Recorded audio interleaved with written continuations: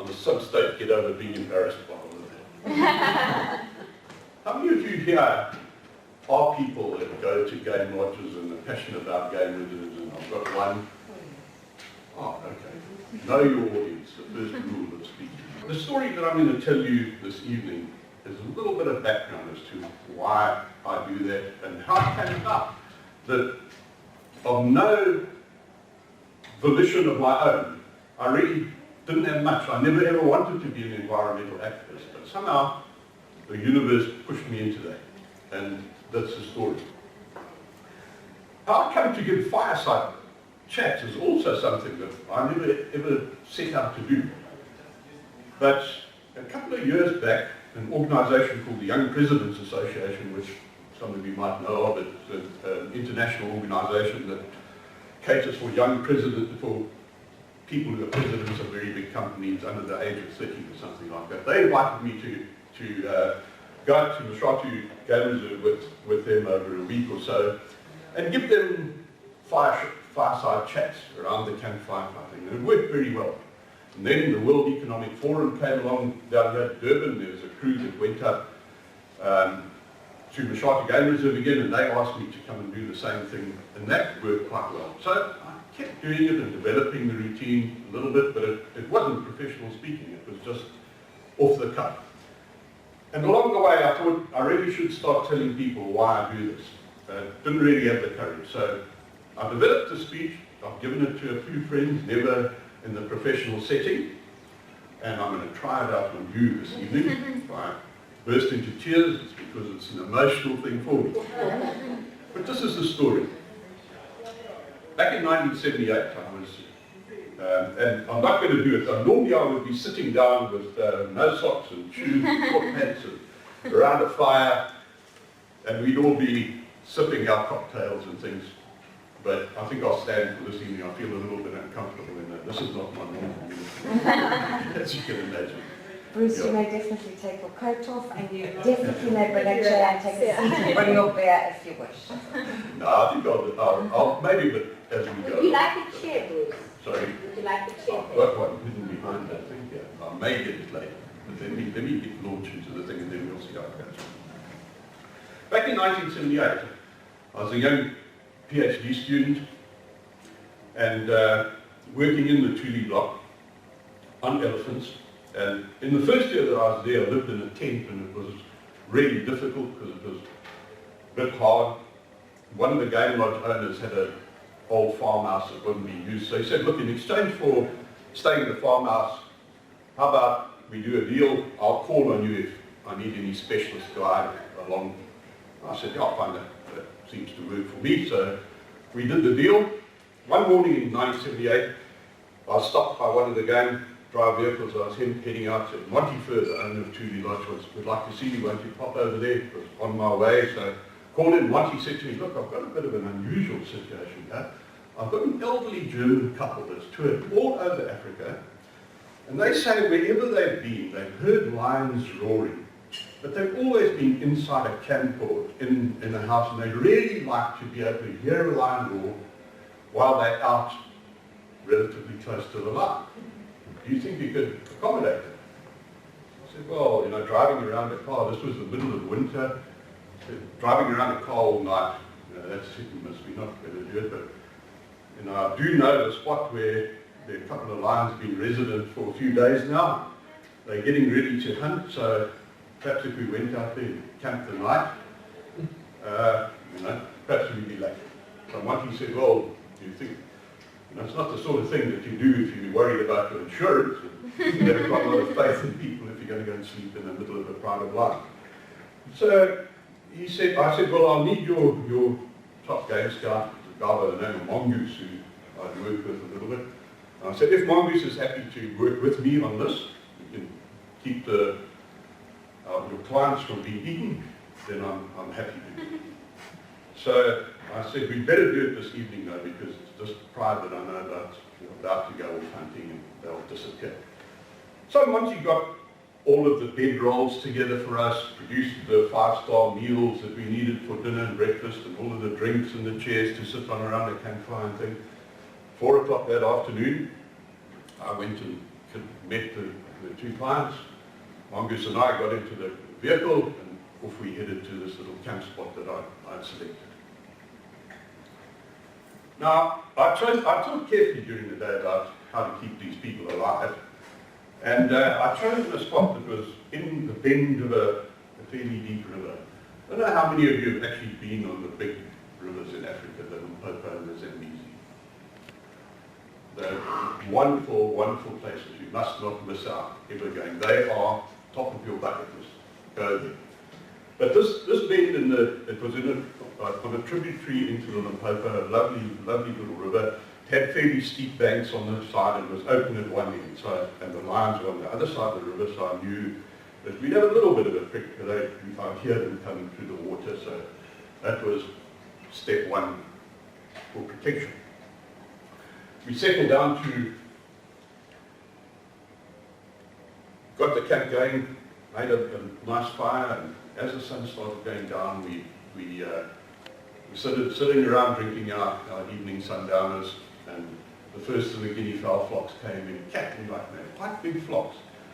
And what started out to have been an unusual day, given the request. I mean, it's not a normal sort of thing to be asked to do. And I'd been thinking about this all during the day, and it seemed a very odd sort of thing, but I was going to do it. And then, as the evening progressed, the sunset that I observed that night was absolutely spectacular. You know, in dry environments where there's a lot of dust and things, you always have a pretty good sunset. But this evening, the guinea fowls coming in, the sun came down, it was absolutely mind-blowing.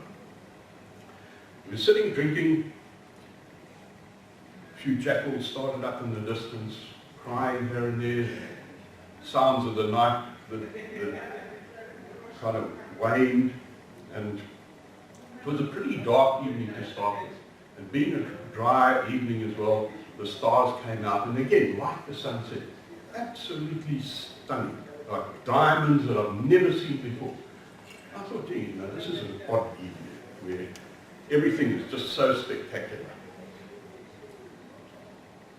We would, as usual, it happens around campfires like that. Mongoose was telling stories about how he grew up amongst lions and elephants, and people were asking, you know, what do you do if a lion comes into camp?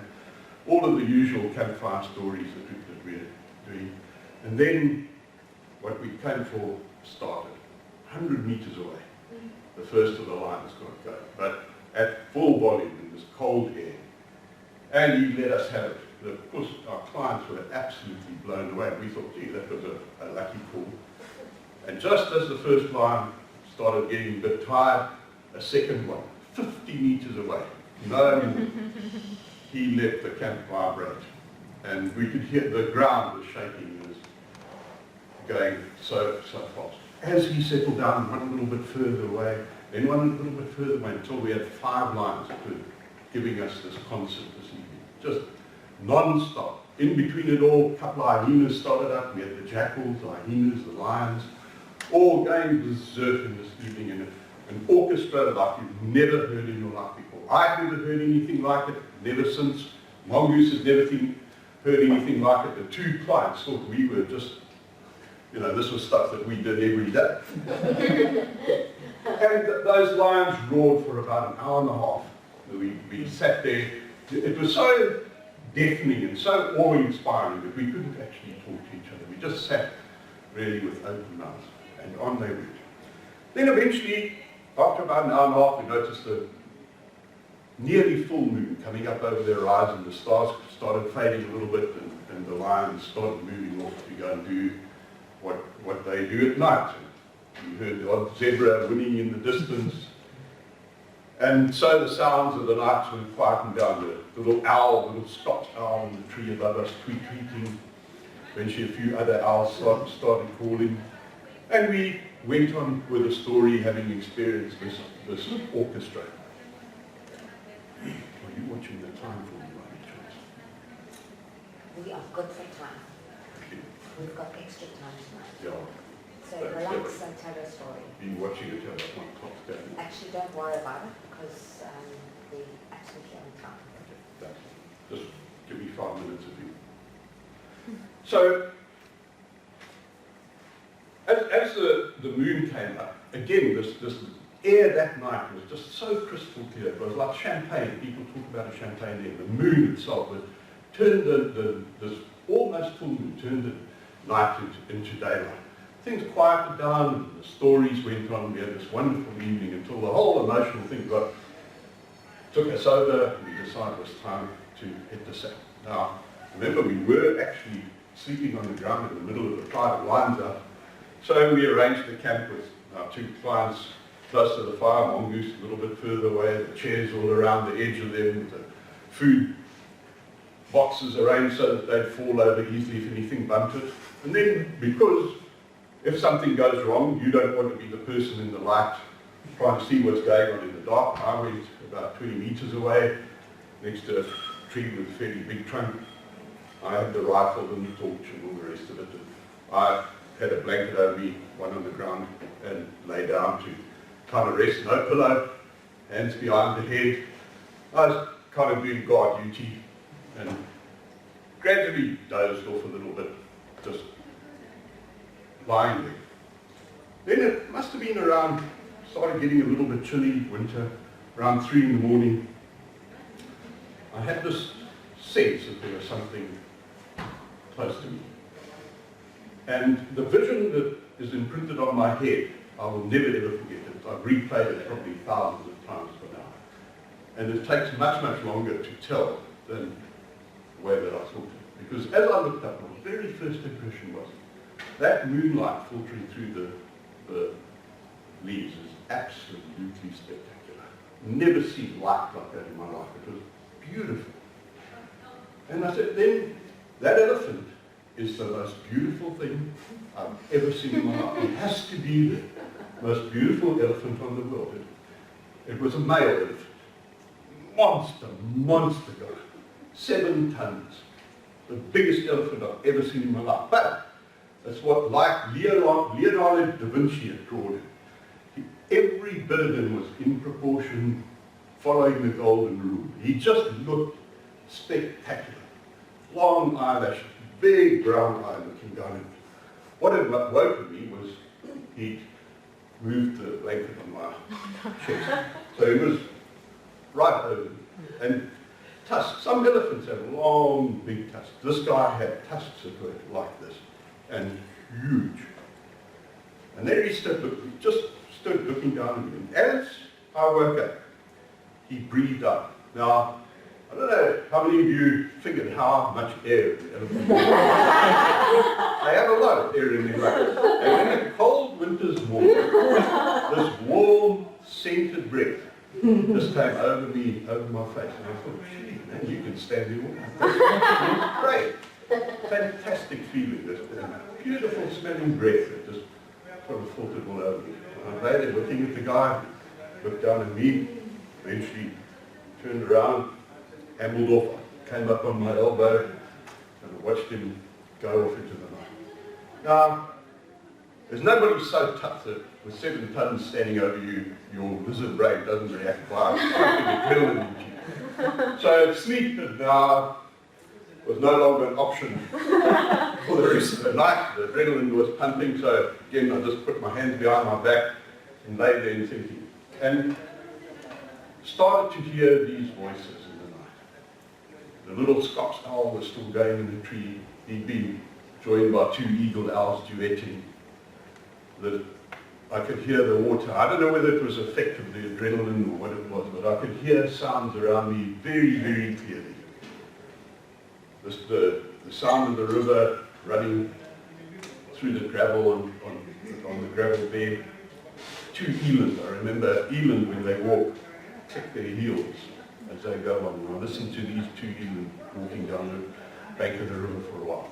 Big male leopards grumbling away, almost like a blunt saw on a piece of wood, sawing away for, I don't know, maybe 10 minutes as he walked down the bank.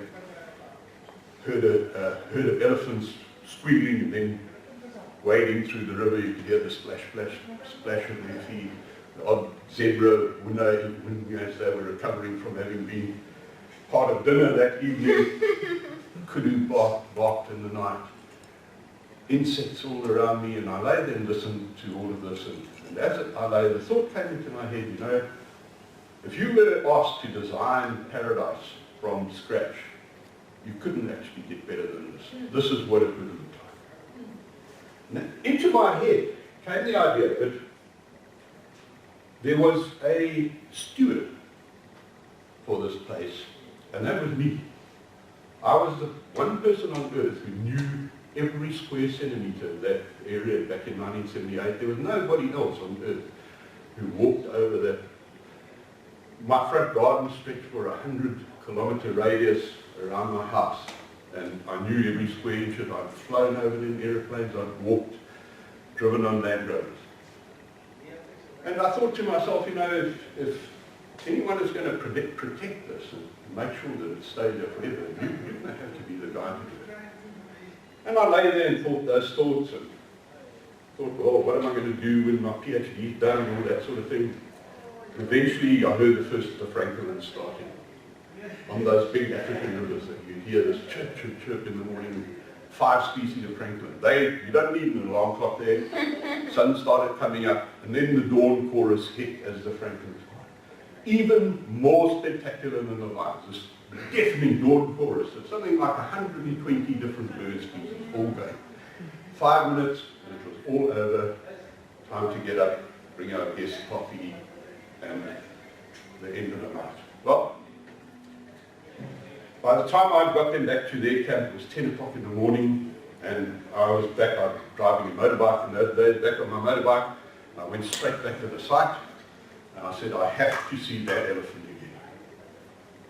Picked up his spur. In those days, what I used to do is track elephants every single day of my life, so tracking them was nothing. I set off at a good load, because he was now about 7 hours ahead of me, so I set off running at a trot along his spur. And eventually I got to a place where there's a female herd. His spur became mixed up with a female herd, so I thought, well, I ran around the edge of the female herd, around the other edge to see if he left it with the edge of their spur. They'd moved off, so I tracked them. Eventually found the females, couldn't find the male. Back around the one side, tracking him, can't find any spur. Back around the other side, and eventually it was getting dark. I thought, okay, you now better, if you don't want to sleep up a tree, better head for home, which was now closer than where I left my motorbike at the camp before. So I trotted back through the bush, back home, went and fetched a motorbike the next morning. Asked everybody in the neighbourhood, have you ever seen that big bull? No, nobody had seen it. Nobody ever saw it. 3 years later, I came across a bunch of guys that were making a film in Ghana. They described an elephant there that sounded as if it might be that's 200 kilometers away. Never saw that elephant again. Until a strange thing happened. Some 3 months down the line, remember this is 1978, the Soweto riots had just taken place. I was asked to come and talk to the Botswana government about whether it was a good idea or not to expropriate South African-owned land in Botswana, and whether that land should be turned into national parks or not. I was invited to a boardroom, actually just about this size, in the House of Parliament in Gaborone. Sat down there, and around the table the meeting was chaired by the Prime Minister's Secretary, head of the Botswana Development Corporation, head of Barclays Bank in those days, 3 cabinet ministers, every senior person in the country, all of the top lawyers from Johannesburg and Botswana, and me sitting there looking at this lot, and this feeling came over me, what the hell am I doing?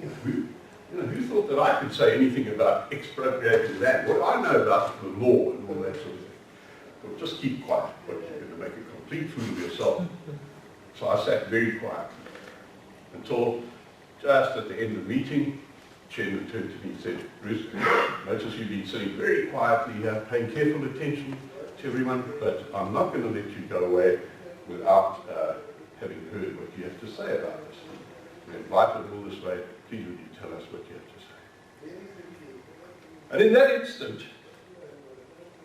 I saw an elephant with moonlight shining on him, big brown eyes, long eyelashes, all 7 tons of him, standing there looking down and almost smiling at me, saying, Last time I saw you, you were lying around in the middle of a pride of lions. You didn't seem 7 tons of elephant over you. You didn't seem too concerned. Now you're sitting in a boardroom with a lot of talks and you can't see what's going on here. What? And suddenly, I knew where the moral high ground was in the argument that I had to present. I knew exactly how to give it. And for the next 20 minutes, I told the Botswana government why the expropriation of land wasn't a good idea. I'd obviously done my homework. I hadn't arrived there with no facts and figures, but I did it clearly, succinctly, quietly for 20 minutes. The chairman said, thank you, closed the meeting, went off. And as you all know, history records that we didn't expropriate South African-owned land. And that land, the 3 mashatis that I stood under, seemed somehow a little bit more secure after that meeting than before. And that was the first time. I hadn't realized then that I was actually an environmental activist. I thought somebody had just invited me to a meeting and good luck had ended up that maybe the elephant sanctuary was a little bit more secure. Next time, the great elephant culling debate. 7 debates in succession. And every time I thought, what a... At the beginning, I was the lone science voice. There were none of my colleagues who would agree that I was right because I was anti-culling. Everybody else, not that I was anti, the data didn't support the notion that culling was a good idea, and I was being the one scientist who should have.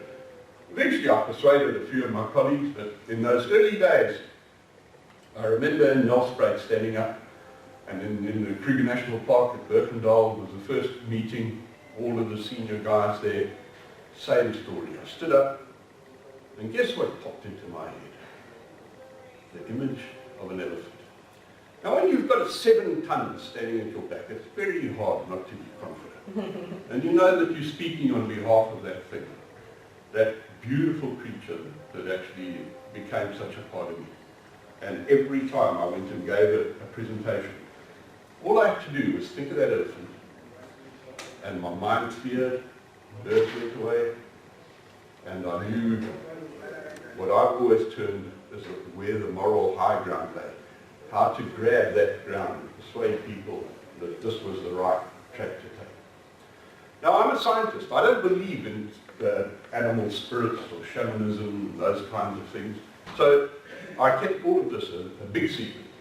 Scientists don't go to other scientists and say, look, yeah, there's an elephant in my head that actually tells me what to do.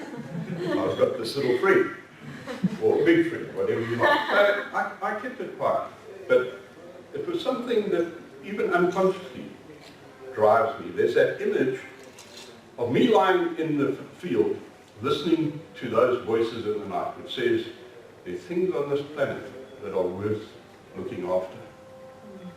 It's your responsibility. You are steward of things that matter. So take the responsibility. You can't run away. And that to me has been a big comfort. And that really is the reason that I come and sit with you around a campfire and tell you about why, about elephant intelligence, about why